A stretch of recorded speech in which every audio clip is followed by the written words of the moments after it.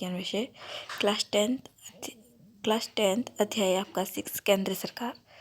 हमने यहाँ तक पढ़ चुके थे हम। और अगला जो आपका टॉपिक रहता है कार्यपालिका।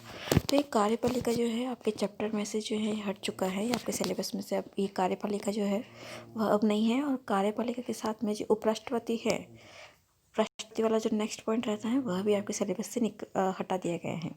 ठीक है, तो यह इतना पार्ट जो है हट चुका है, उपराष्ट्रपति वाला भी। ठीक है, अगला जो नेक्स्ट पॉइंट रहता है वह रहता है आपका प्रधानमंत्री। ठीक है, अब हम पढ़ेंगे प्रधानमंत्री को।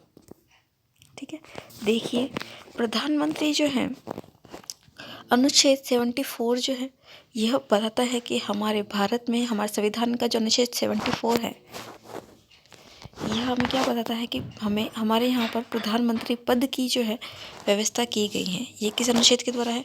अनुच्छेद 74 के द्वारा कहा गया है। किसके द्वारा? अनुच्छेद 74। जैसा कि मैं आपको पहले भी बता चुकी हूँ कि आपको जितने भी अनुच्छेद आते हैं उनको आपको अंडरलाइन करके रखना है। ठीक है, अगला देखिए प्रधानमंत्री की नियुक्ति। देखिए संविधान में वो बंदित है कि प्रधानमंत्री की नियुक्ति कौन करेगा? राष्ट्रपति करेगा। संसदात्मक प्रणाली के मूलभूत सिद्धांत के अनुसार राष्ट्रपति लोकसभा में बहुमत दल के नेता को प्रधानमंत्री पद पर नियुक्त करने के लिए बाध्य है। जो लोकसभा होती है तो लोकसभा में जिसको बहुमत मिलता है उस दल में से जो भी बहुमत दल का होगा तो उस नेता को प्रधानमंत्री पद पर नियुक्त करने के लिए बाध्य होता है। कौन बाध्य होता है? राष्ट्रपति। अब ऐसा बोल तो दिया गया है कि राष्ट्रपति नियुक्त करता है, लेकिन किस प्रकार से नियुक्त करेगा? लोकसभा में बहुमत दल के नेता को।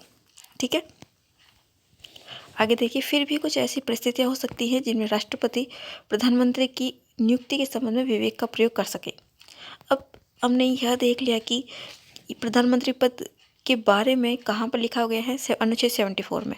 फिर इसकी नियुक्ति कौन करता है? राष्ट्रपति करता है। किस प्रकार से करता है? जो लोकसभा में जो बहुमत दल का नेता होता है उसको जो है प्रधानमंत्री नियुक्त करता है। कौन करता है? राष्ट्रपति।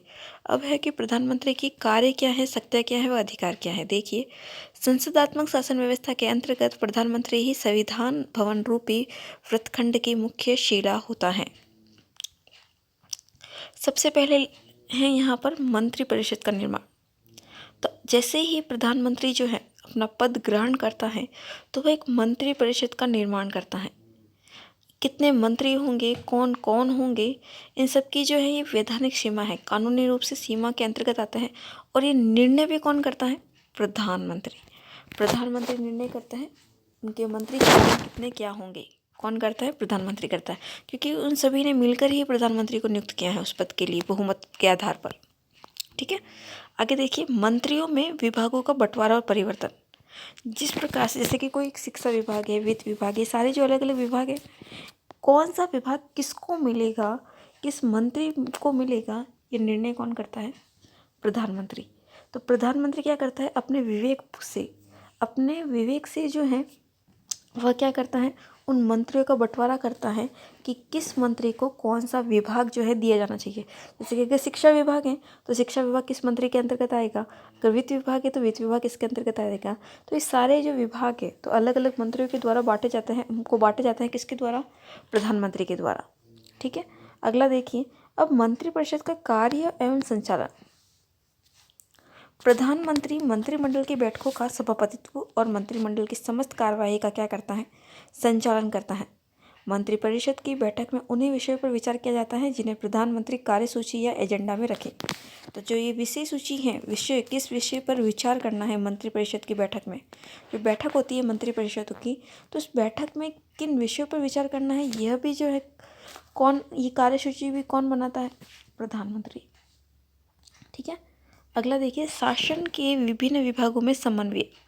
प्रधानमंत्री शासन के समस्त विभागों में समन्वय स्थापित करता है जिससे कि समस्त शासन एक इकाई के रूप में क्या कर सके? कार्य कर सके। समन्वय स्थापित करना यानी कि सभी विभाग आपस में क्या बनाए रखे? एक मेल जोल या सामंजस्य स्थापित कर सके, एक समन्वय स्थापित कर सके। ठीक है, तो यह विभागों में समन्वय स्थापित करता है कौन? प्रधानमंत्री। ठीक है, आगे देखिए लोकसभा का नेता। प्रधानमंत्री जो होता है संसद का जो मुख्यतः लोकसभा होती है उसका नेता होता है। अंडरलाइन करेंगे सभी। कानून निर्माण के समस्त कार्य में प्रधानमंत्री ही नेतृत्व प्रदान करता है। वार्षिक बजट सहित सभी सरकारी विधेयक उसके निर्देशानुसार ही तैयार किए जाते हैं। तो जो वार्षिक बजट होता है, आप सभी को पता है कि बजट पेश होता है, तो जब ये निर्देश कौन देता है, सरकारी विधेयक जो है सारे निर्देशानुसार किसके अनुसार होंगे, प्रधानमंत्री के द्वारा। नेतृत्व कौन करता है कानून निर्माण के समय भी, प्रधानमंत्री। ठीक है, आगे देखिए, राष्ट्रपति या मंत्रिमंडल के बीच संबंध स्थापित करता। सार्वजनिक महत्व के मामलों पर राष्ट्र के प्रधान से केवल प्रधानमंत्री के माध्यम से ही संपर्क स्थापित किया जा सकता है। वही राष्ट्रपति को मंत्रिमंडल के निश्चयों से परिचित कराता है और वही राष्ट्रपति के परामर्श को मंत्रिमंडल तक पहुंचाता है। तो यहाँ पर एक बात समझिएगा,